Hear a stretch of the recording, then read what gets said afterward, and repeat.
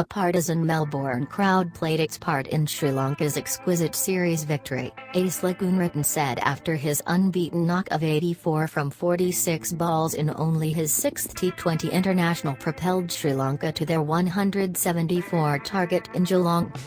Partisan because although the first two T20s were ostensibly away matches, Sri Lanka's limited overs games in Melbourne have long attracted booming support from the large Sri Lankan population in the city.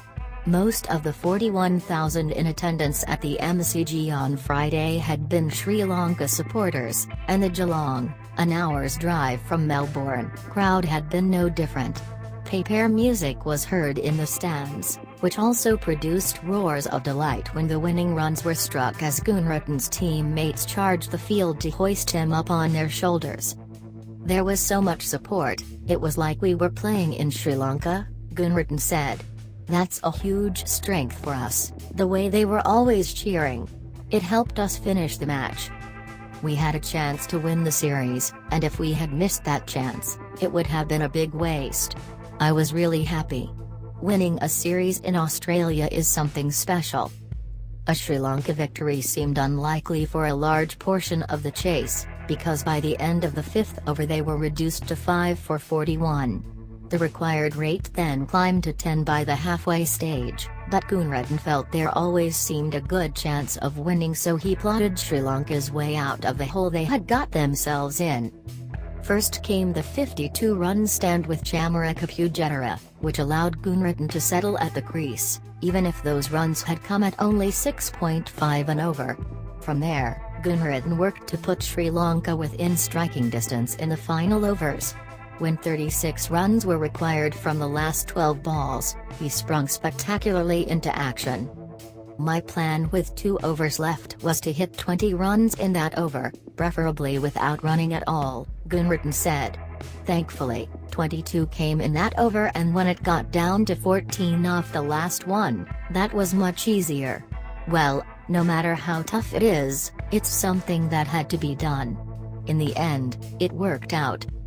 Gunaratne had been kept scoreless off the first ball of that penultimate over, but struck sixes off each of the next 3 balls to loosen Australia's grip on the game. He was constantly shuffling to the offside to open up leg, and said he always had a good idea where his best boundary options were. "I was always looking to target those small boundaries," he said. "The longer sides were obviously going to be harder to hit to. It all paid off, and I'm very happy, because all I thought of was finishing the match."